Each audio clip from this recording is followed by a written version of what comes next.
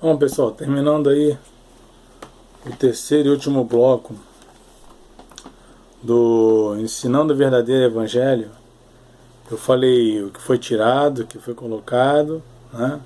Tiraram a cruz, a ira, o inferno, o juízo final, colocaram a teologia da prosperidade, colocaram o cristianismo judaizante, que Deus é somente amor, enfim, outras coisas. Mas,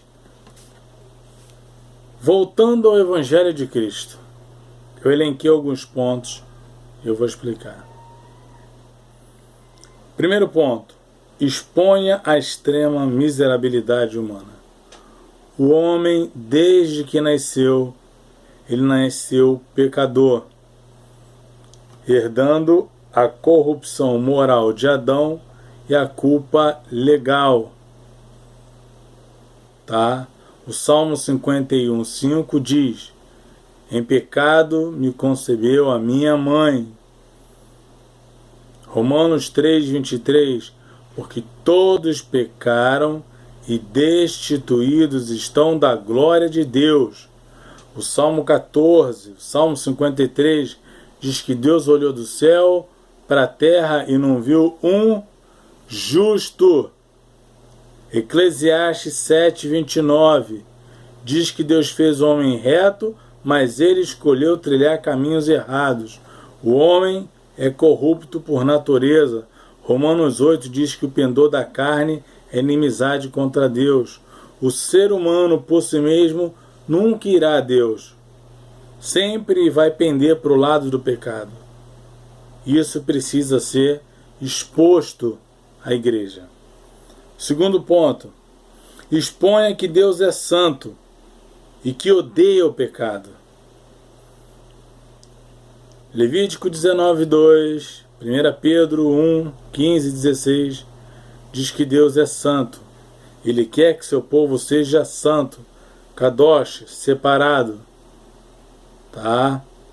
Um povo exclusivo somente para Ele, que faça a sua vontade, obedeça aos seus mandamentos, ande nos seus estatutos. Por isso que Ele odeia o pecado mancha a santidade de Deus e não tem outra alternativa. Romanos 6:23 diz que o salário do pecado é a morte, porque o pecado, ele vilipendia, ele ultraja a santidade de Deus. Tá? Então, o salário é justo, morte. É a morte. Isso aconteceu com Nadab e Abiú, os filhos de Arão, que foram queimar incensos embriagados, né? E jogaram um óleo comum, um azeite comum para acender lá o fogo, foram fulminados. Uzá tentou também segurar a arca que ia cair, por negligência de Davi, foi fulminado. Hófines e Finéias, que eram os filhos de Eli, trabalhavam lá no tabernáculo, mas eram dois canalhas. E por mais que Elias falasse com eles, Deus endurecia o coração dos dois, porque Deus os queria matar. Está lá em 1 Samuel 2:25. Deus odeia o pecado. Essa história de que Deus ama o pecador e odeia o pecado, essa história da carochinha. Terceiro ponto: Deus é completamente justo. Salmo 7, Deus é o justo juiz. Salmo 11:7, Deus é o justo juiz. Gênesis 18:25, não faria justiça o juiz de toda a terra? Deus é justo. No dia do juízo final, os que fizerem um bem irão para o tormento, irão para o gozo eterno. Vinde benditos de meu Pai, possuí por herança o reino que vos está preparado desde a fundação do mundo. Os que fizeram o mal vão ouvir: apartai-vos de mim, maldito, para o fogo do inferno, preparado para o diabo e seus anjos. Ponto. Deus é justo, dá o salário certo. Tá? 4. Exponha que Deus salva o pecador pela obra meritória de Cristo. Nós somos salvos não por obras que viemos a fazer. Nós somos salvos pelo mérito de Cristo. Em 2 Coríntios 5, 2 Coríntios 5,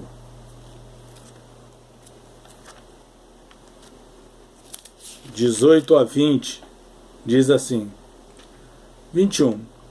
E tudo isso provém de Deus, que nos reconciliou consigo mesmo por Jesus Cristo e nos deu o ministério da reconciliação. Isto é, Deus estava em Cristo reconciliando consigo o mundo, não lhes imputando os seus pecados, e pôs em nós a palavra da reconciliação, de sorte que somos embaixadores da parte de Cristo, como se Deus por nós rogasse. Rogamo-vos, pois, da parte de Cristo, que vos reconcilieis com Deus. Aquele que não conheceu o pecado, o fez pecado por nós, para que nele fôssemos feitos justiça de Deus. Para que você pudesse ser declarado justo, Jesus foi considerado pecador em nosso lugar. Lá na cruz, Deus não viu ninguém da terra. Ele viu todas as pessoas em Cristo e puniu Cristo. Diz Isaías 53:10 que foi do agrado do Pai moê-lo, não porque ele fosse ruim, um sádico, mas porque o plano da redenção estava sendo realizado. E o plano da redenção, ele é realizado na cruz de nosso Senhor e Salvador Jesus Cristo. Como alguns teólogos liberais dizem, que o sangue de Jesus perdeu o seu poder, isso é mentira. Há poder no sangue de Jesus. É o sangue de Jesus que nos purifica de todo pecado. 1 João 1,7. Se andarmos na luz, como na luz ele está, temos comunhão com o seu Filho, temos comunhão uns com os outros, e o sangue do seu Filho nos purifica de todo pecado. Tá? Então, Deus nos salva por meio de Jesus. Exponha que o homem pecador precisa se arrepender e confiar na expiação de Cristo. Para que o homem venha a ser salvo, ele precisa se arrepender dos seus pecados. E para se arrepender dos seus pecados, ele precisa ouvir as verdades bíblicas, os horrores do inferno, a ira de Deus, a cruz de Cristo. Ele precisa ouvir a miserabilidade humana, o juízo final, o arrependimento, as consequências do pecado. E aí sim, ao se arrepender, ele vai dizer: então o que eu preciso fazer para ser salvo? Ele reconhece Jesus como Senhor e Salvador. Mas esta é uma obra exclusiva do Espírito Santo, diz João 16, 8 e 9. Mas quando o Consolador vier, ele vos convencerá do pecado, da justiça e do juízo. Do pecado, porque não creem em mim. Tá? Então, exponha que para ele ser salvo, ele precisa se entregar a Cristo, reconhecendo como Senhor e Salvador da sua vida. Tá? Agora, passamos para a solução. Solução para a gente ensinar melhor o Evangelho em nossas igrejas. Primeiro passo: fazer das Escrituras Sagradas nossa única e exclusiva regra de fé e prática. Que na sua igreja prevaleça a Bíblia e nada além dela. Não importa o que diga o seu pastor, sua pastora, o apóstolo, a apóstola, enfim, O que vale é a Bíblia e nada além dela. A Bíblia é a verdade absoluta, é a voz de Deus. 2.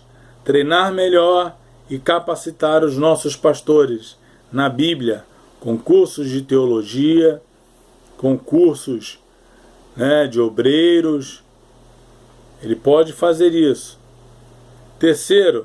Resgatar a importância do estudo bíblico, a EBD, e do ensino nas igrejas locais, as doutrinas. Isso é importante. Porque na hora da pregação você não pode levantar a mão para tirar dúvida. Você vai tirar dúvida na EBD e na doutrina.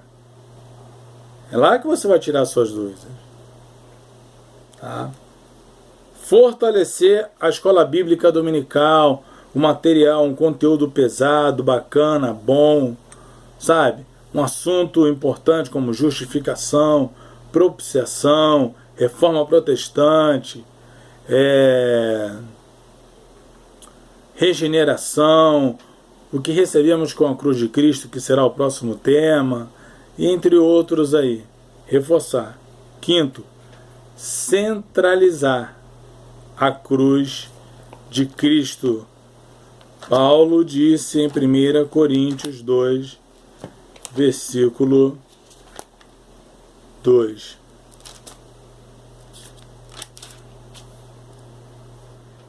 Eu, irmãos, quando fui ter convosco, anunciando-vos o testemunho de Deus, não fui com sublimidade de palavras ou de sabedoria, porque nada me propus saber entre vós, senão a Jesus Cristo e este crucificado. A cruz deve ser o centro da igreja. Morte, ressurreição de Jesus Cristo para a remissão de pecadores. Tá? E terminamos aqui com os 5 pontos do cristianismo. Somente a Escritura, somente a Bíblia é a nossa regra de fé e prática. Só. Se está na Bíblia, eu aceito. Se não está, eu não aceito. Se não estiver nos 66 livros da Bíblia, para mim não vale. Segundo, somente Cristo, o autor e consumador da minha fé. Eu sou salvo pela cruz, pela obra meritória de Cristo na cruz do Calvário e por mais ninguém.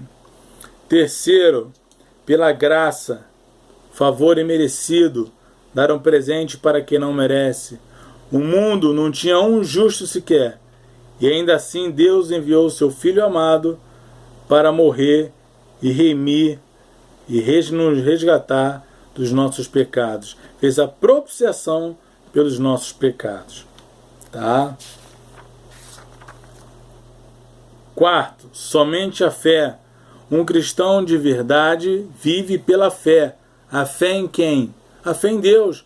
2 Coríntios